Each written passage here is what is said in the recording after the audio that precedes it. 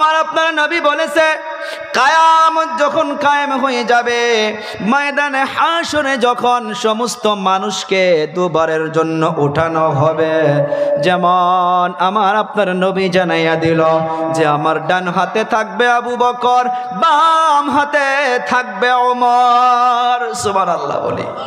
দুইজনকে দুই হাতের মাধ্যমে নিয়া আমার আপনার নবী রোজে ময়দানে হাশরের মাধ্যমে দাঁড়াইয়া উঠবে। ওই ওমর ওনাকে তলোয়ার হাতের থেকে ফালাইয়া দিয়েছে একমাত্র আল্লাহর কোরআন। আবু জেহেল আমার আপনার নবী একা একা যখন কোরআন তিলাওয়াত করতো রে বাবা, আবু জেহেল পালাইয়া পালাইয়া আমার আপনার নবীর কোরআন তিলাওয়াত শুনতো। এই যে আমি আগেই বললাম, এ কোরআন লিতুখরিজান নাস মিনাজ-জুলুমাতি ইলান নূর। জুলুমাতের ব্যাখ্যা করছি আমি জাহান্নামের রাস্তা, দোজখের রাস্তা, অন্ধকারের রাস্তা, ওখান থেকে বাহির করে ইলান নূর, আলোর দিকে তুলে দেয়। আর আলোটাই হইছে জান্নাতের রাস্তা। আবু জেহেল চামড়ার কান দিয়া যখন আমার আপনার নবীর কোরআন তিলাওয়াত শুনলো, ও বাবা শরীরে যেমন করে জোন এক্সপি অ্যান্টিবায়োটিক প্রথম দেওয়া হয়, শরীরে যাওয়ার পর সর্বপ্রথম কিছু মানুষের এমন লাগে যে মুখ দিয়া বমি আসার মতো হয়, নাক দিয়া কিছু গ্যাস বাহির হয়, হয় না গো? অ্যান্টিবায়োটিক যখন মারা হয়, আবু জেহেল ওই অ্যান্টিবায়োটিকের মতো করিয়া যখন আমার আপনার নবীর কোরআন তিলাওয়াত আবু জেহেলের কানের মাধ্যমে পড়ে গিয়েছে, আবু জেহেল অল্প সময় শোনার পর এই চামড়ার কান দিয়া যখন আওয়াজটা গিয়া দিলের মাধ্যমে যখন পিটনা শুরু করছে, আবু জেহেল ওই অ্যান্টিবায়োটিকের মতো করে আর থাকতে পারে নাই, কেমন যেন ভিতরে খারাপ লাগতেছে।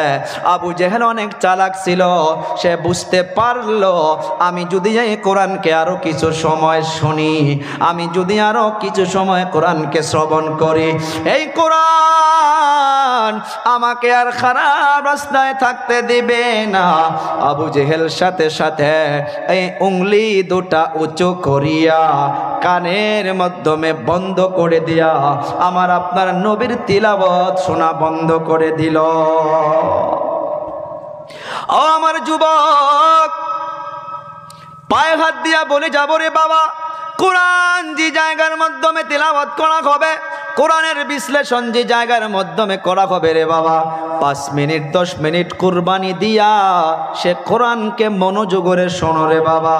মই মুরব্বীদেরকে নিয়ে বলতে পারি, হইতে পারে 2 মিনিটের জন্য এ কোরআন আপনাকে চিরদিনের জন্য জান্নাতের রাস্তায় তুলে দিবে।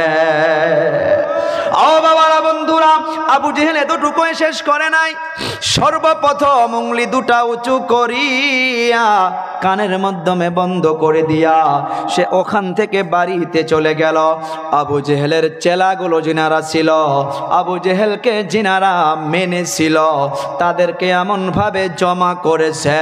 এই আয়াতটার ব্যাখ্যা আমি সমস্ত যুবকদেরকে এই জন্য শোনাই রে বাবা, কারণ একটা সময়ে তোমরা কোরআনের দায়িত্ব নিতে হবে, একটা সময় তোমরা মাদ্রাসার দায়িত্ব নিতে হবে, একটা সময় তোমরা দিনের ঝান্ডা হাতে নিতে হবে, কারণ মই মুরব্বীগুলো আর মেহনত করতে পারবে না। ইনাদের কাছে আমরা শুধু দোয়া চাইব, দোয়া নিব রে বাবা, আর ময়দানে মেহনত করব আমরা। না ঠিক আছে না নাই যুবক? রাজি আছো না নাই? কে কে যুবক রাজি আছো? হাত তুলে আল্লাহকে দেখায়। নারে তাকবীর। ও বাবা, আবু জেহেল সবাইকে জমা করলো, যিনারা তাকে মানে সবাইকে জমা করে দুটা এলান করেছিল রে বাবা। ওই দুটা এলান আমার কলিজা টুকরা যুবকদেরও মনোযোগের শোনা দরকার। সবাইকে জমা করলো, জমা করার পর নাম্বার 1 এলান করলো, আল্লাহ কোরআন কোরআনে তুলে ধরেছে। আল্লাহ কেন জানাইয়া দিল জানেন? যে কিয়ামতের সকাল পর্যন্ত আবু জেহেল তো আসবে না, দুনিয়ার মাধ্যমে কিছু কিছু আবু জেহেল মার্কা মানুষ নিশ্চয় থাকবে।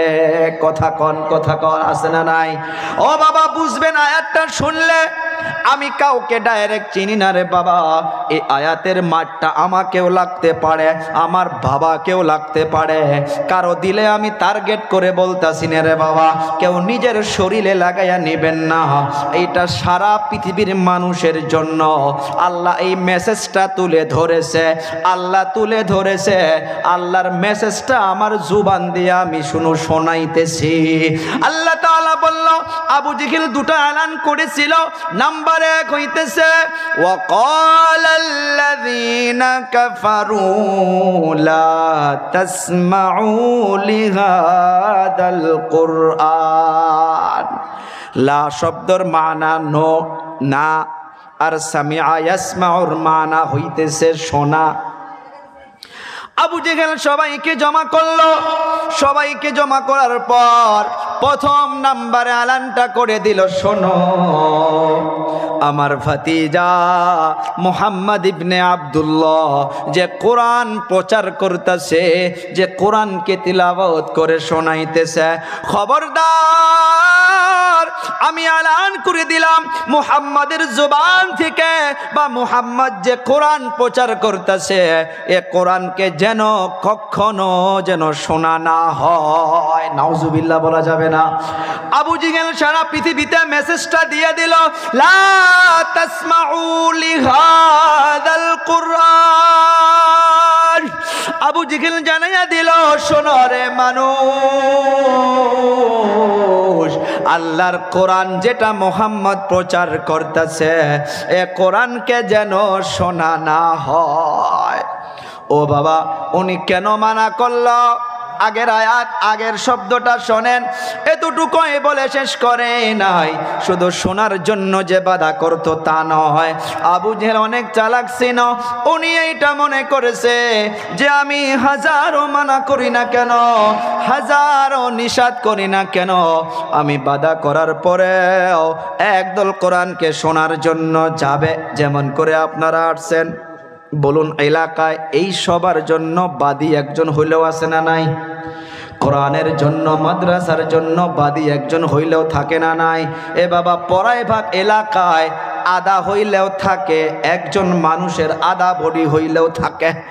ও বাবা, প্রথম নাম্বার আবু জেহেল বলল, লা তাসমাউ লিহাদাল কুরআন, কোরআনকে শোনা যাবে না। তারপর উনি চালাক ছিল, উনি ভেবে নিল যে মানা করার পরেও একদল মানুষ মাদ্রাসা কায়েম করতে যাবে, একদল মানুষ কোরআনকে শোনার জন্য যাবে। আবু জেহেল আর এক দলকে সাইটে নিয়ে নিল।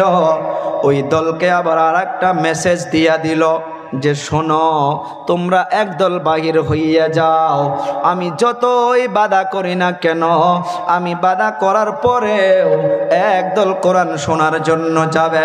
কিন্তু তোমরা রেডি হইয়া থাইকো, যারা কোরআন শোনার জন্য যাবে তোমরা একদল ওখানে চলে যাবা। ওখানে চলে যাওয়ার পর ওয়াল গাউফি, ওয়াল গাউফির ব্যাখ্যা মুফাসসিরিনে কেরাম অনেকগুলো লিখেছে রে বাবা। ওয়াল গাউফির ব্যাখ্যা হইতেছে হাল্লা চিল্লা করা, হাল্লা চিল্লা করা, যে যারা কোরআনকে শোনার জন্য যাবে তোমরা একদল চলে যাও, ওই জায়গার মাধ্যমে গিয়া তোমরা হাল্লা চিল্লা করো, হাল্লা চিল্লা করো। ওই হাল্লা চিল্লার জন্য যারা কোরআন শোনার জন্য বসে যাবে, লাআল্লাকুম তাগলিবুন, যদি তোমরা গিয়া ওখানে হাল্লা চিল্লা করতে পারো, যারা মনোযোগরে শুনবে তোমার হাল্লা চিল্লার জন্য তারাও আর মনোযোগরে শুনতে পারবে না। নোট, আবু জেহেলের মেন টার্গেট ছিল যারা কোরআন মনোযোগরে শুনতে পারবে না নিশ্চয় তারা আল্লাহর হিদায়ত পাবে না। এইটাই তার মানুষ ওঠাওঠি করতেছে। সময় বেশি নেওয়া যায়, ঠিক আছে। ও বাবারা বন্ধুরা, আমি বলতেছিলাম কোরআন কোরআন কোরআন, এ কোরআন মানুষকে বদলাইয়া দেয়, এ কোরআন মানুষকে জান্নাতের রাস্তায় তুলে দেয়, এ কোরআন রাগ শ্রবণ করা বন্ধ করে দেয়, এ কোরআন মানুষকে জুয়ার আড্ডায় যাওয়া বন্ধ করে দেয়। ও বাবারা বন্ধুরা, এ কোরআনকে মেটানোর জন্য আগেও মেহনত হইতো, এখনো মেহনত হয়, কিন্তু আমি আপনি সজাগ থাকতে হবে রে বাবা।